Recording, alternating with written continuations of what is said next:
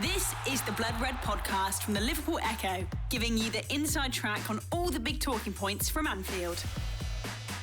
Moving into 2004-05, Julio leaves, Rafa comes in. How do you look back on that change? It was tough for a lot because, you know, a lot of players were close with Gerrard and his backroom staff as well. And it's not just when he leaves, everyone goes as well. The whole backroom staff went. You know, Rafa's Rafa. He's his own man. He bought different people, bought different goalie coaching, which I really struggled with. I'd gone from working with Joe Corrigan, with Jim Blythe at Coventry, a certain way, hard work every single day, like I loved, and which got me to where it got me to Liverpool, to less tempo, less work. And it started to really affect me mentally more than anything, because I thought, well, when I did play, I'm not sharp. I've not done any training. You know, the sessions were quite long. Listen, Rafa was, you know, a very good manager. But, yeah, a few of the lads found it a little bit difficult. But he's the manager. You have to adapt. And if you don't adapt, eventually you'll be out the door. And that's what happened with me. What was your relationship like with the teams? I mean, listen, I was never swore. I never went in ranting and raving. I went in and tried to say, listen, I need more work. I mean, it ended up with me and Paul Harrison, one of the young keepers, going down to a field near where I lived and doing extra sessions on our own, because I just thought, I've got to do something. And he was the same. I would go and see Rafa, go and see Paco, his number 2. The goalie coach didn't really talk much English, which didn't help at all. And I'll say, listen, I need more. I want more work. I want more training. No, this is the way you do things now. This is the way we want you to train. And like I said, you either adapt, and I tried so hard to adapt to it, but I just felt myself not as sharp, not as switched on as I should have been, or I was before that. And it became very, very difficult. And I also knew that don't think he really fancied me from day one, which happens in football. Manager comes in and he doesn't fancy players, that happens. But yeah, he had a way of doing things where he thought, well, just say it as it is, just tell me. Don't beat around the bush, or don't say this, don't say that. But that was Rafa's way of doing things. And listen, it wasn't for me. I didn't enjoy it. Some of the players did, some of the players didn't. But like I said, I'd gone from Gordon Strachan to Gerard Hillier, you know, Jim Blythe, goalie coach, Joe Corrigan, and this was just completely different. And it happened again later in my career when I went to Wigan, Roberto Martinez come in. Bought a Spanish goalie coaching, and the same thing happened again. So I don't know if it's Spanish people don't like me or they don't rate me, but like I said, at the end of the day, they're the managers, and you have to try and adapt to it. And if you don't, they'll get somebody else in, and they did on both occasions. But before all that, Rafa did give you a chance as first choice, I think, in October 2004. Olympiacos, probably the highlight of that run? Yeah, it was, yeah. I mean, I should have done better for the goal. I think me and the Wall didn't do a great job at all, but yeah, I mean, the atmosphere of that game, and when Stevie, obviously, the second half, and Neil Mellamy, mate, what he did scoring and the misplaced header for Stevie, that was definitely meant for John Arne Rees, and I always warned him off about that. But it was and I was right behind Stevie's shot when he hit it, and we seen him do that day in, day out in training. And as soon as it lined up, you thought, this is not going to be far away. And yeah, when that went in, the noise, I've never heard anything like it, the noise. Probably the only other time was against Barcelona, and obviously when we've won the league as well recently. But yeah, to be involved in that game was something that will live with me forever. Is that the highlight of your Liverpool career looking back? No, my debut is, you know, making your debut for, like, in terms of like atmosphere and stuff, yes, and what it did and the result and everything. But, you know, people always ask me, like, listen, I was involved in, I played for England only once, but people say that must be a highlight, playing for your country. And listen, it was an honour, but the highlight for me was playing for Liverpool. Making my debut, supporting the club and making your debut for that team. Nothing ever beat that. I think the Olympiacos game turned out to be your penultimate appearance, and you had a back injury, out for the season. The same old frustrations, but even more so when you've got the new manager and you've had the opportunity under him. Yeah, it was, but I was carrying it for a while. You know, I had a couple of slipped discs in my back from a training ground accident, and you know, I was carrying it for a while, and just got to the point where, I mean, I was in the team then, but I wasn't playing well. You know, I was letting goals in I should have saved, could have saved, would have saved if I was at my tip-top shape.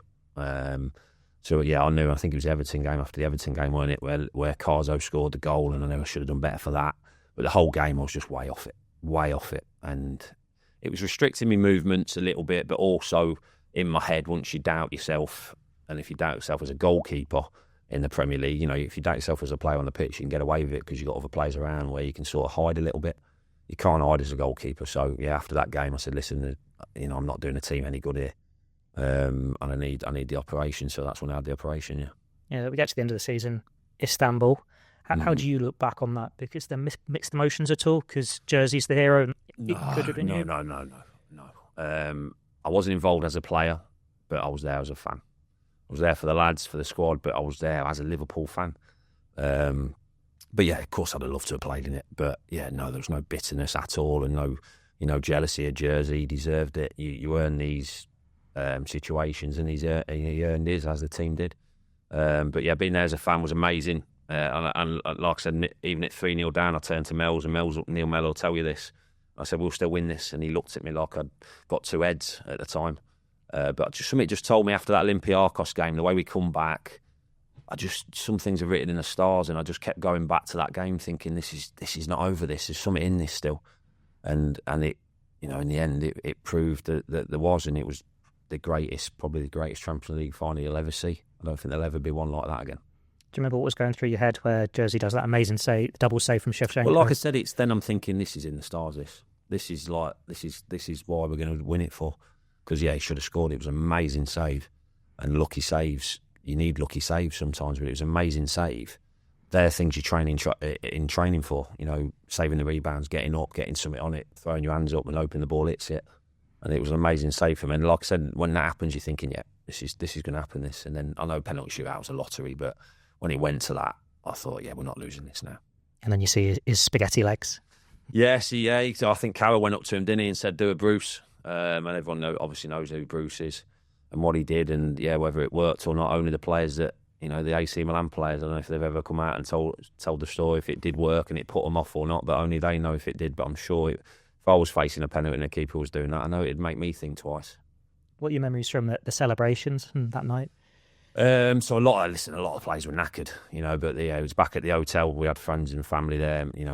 My girlfriend at the time was there, wife now, and yeah, people did different things. Some were shattered, some partied all night, some went to bed early, and then we obviously flew back the next day. Are you part of the parade? Because I know some of the players didn't get it back, did they? No, so we flew back on the first plane, landed first, but our bags were under the plane, so they had to go through security into the airport.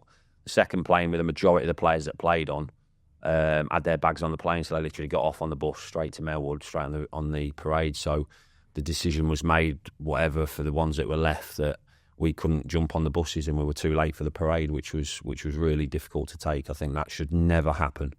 And if it was under other people, it might not have done. But for whatever happened, it did. But yeah, that was hard to take. That. Is it true that Scott Carson offered you his medal as well? Did on the pitch, yeah. Yeah, on the pitch out there. But listen, when you're not involved, you can play in as many games as you want, even the semi-finals. But when you're not involved in the final, it's different because that's a unique match. And he'd earned his right. He played against you at Roma and teams like that, and he'd earned his right. I said, listen, amazing from you, but you deserve that. I mean, we should have got one. I should have got one, but people involved should have gone. But a lot of the medals, don't know where they went. But I think I was one, and maybe another one that never got one, a Champions League medal. So. Yeah, that's a little bit difficult to take. Hopefully a club can track one down for you one day. Well, if you've got any strings, if you can pull any strings. But yeah, I mean, yeah, it's I don't know where mine went to, but the lads obviously involved in the earlier rounds were entitled to one. But you obviously played a big part as well when you look at the games you did play. People can say that, but it would have been nice to get one, but it never happened.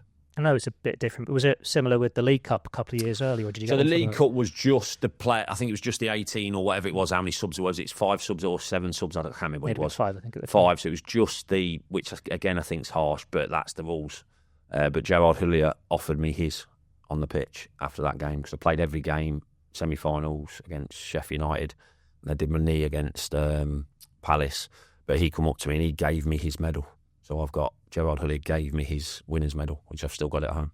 So like in a box framed or in a box at home, yeah, because that's just the type of man he was. He was just, he come up to us and said, listen, you deserve this. I remember when I did my knee at Crystal Palace, I was getting on the plane, we were flying back, and I had a big brace on and everything, and the staff sat at the front of the plane and they had a little bit more room. And I walked by me, grabbed my arm, he says, come and sit here. So I sat with him on the way home and he talked to us and he said, listen, what you got left on your deal? I said, I've got about 4 years left. And he went, I'll give you a new 6-year deal tomorrow. And the next day, I I signed a new 6-year deal. The day after that, I signed a new 6-year deal. So he did things like that. He was amazing with the players, and yeah, he gave me his medal from the cup final. Did you see him in Istanbul as well? Because he came to the dressing room, didn't he? He did. We weren't, so we were in the stands. So the ones that weren't involved, we stayed in the stands. But yeah, I've never seen him in the dressing room, but obviously seen him many, many times since. And you know, I went to his funeral at when they held the service at Anfield. I think there was only about 50, 60 people allowed there. But you know, I was one of the ones that was there because I wanted to pay my respects for moments like that, what he did to me, and also he gave me my dream. He signed me for Liverpool, and you know, he cared not just about you. He was always asking how Leona was, how your family was, because he knew that if they were happy, you would be happy on the pitch, and he cared about a lot of people. So I was that's why I wanted to go to that and pay my respects to him. Yeah, if we go forward now to the summer of 2005, Pepe Reina comes in. I know you've already touched on knowing it's probably going to have to move on. It wasn't quite working with Rafa, but was there any conversation with him where writing's on the wall here, it is done? Oh yeah, I mean, listen. He signed Pepe Reina. It weren't a bad swap, was it? I mean, he's an awesome goalkeeper. So listen, I can't moan or say anything about that. But I knew my time was getting my agent saying, listen, they want you out. Rafa don't want you anymore. And I was away on holiday at the time, and I got a call back from Liverpool. Can't remember who it was. Said, look, Rafa wants to see you. So I flew back, left Leona out where we were with friends. Flew back, literally walked into his office. Sat down, he says, right, you can leave, you can, you know, find another club sort of thing. And I thought, well, can you just tell me that on the phone? But that was his way of proving he's the man in charge sort of thing. So walked out, obviously, slightly annoyed, not with the fact that he wanted me out. Yes, I was upset with that, but I knew it was the time to go. But just the way that he did it sort of thing. And even when I went to Wigan, so I went to West Brom on loan, then I went to signed for Wigan permanently. And they were still messing around, so Wigan had agreed the deal. I wanted to go, but whether I got told it was Rafa that was holding the deal up, or but they made me basically wait for 2 days in the Wigan training ground before everything was agreed, apparently. And then Paul Jewell got on the phone. I think I've told this still. Paul Jewell got on the phone and he come down. He said, "Listen, you're going to have to listen to what they're saying here because you think I'm messing you around." So he said, "Come up to my office." So I went up to Paul Jewell's office. He put it on loudspeaker. He says, "Be quiet, don't say anything." And I listened to what Rafa was saying and some of the others. And they were saying, yeah, but we're not sure. We want more money in this. And Paul Jewell went, listen, the deal's agreed. If it's not sorted and you don't ring back within 5 minutes, I'm going to send Kirky back down the M58 and you can have him back as your player. Put the phone down on him.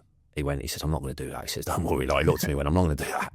And he says, but watch. And then like literally 2 or 3 minutes later, the phone went and it was Frankie McFarlane. He went, yeah, the deal's done. Like, so whether things like that, I don't know if it was a power trip or whatever, but yeah, there was just a few things that just turned it a little bit sour at the end, but nothing will turn me on this club ever because it's Liverpool and it's a team I love and it's a city I love.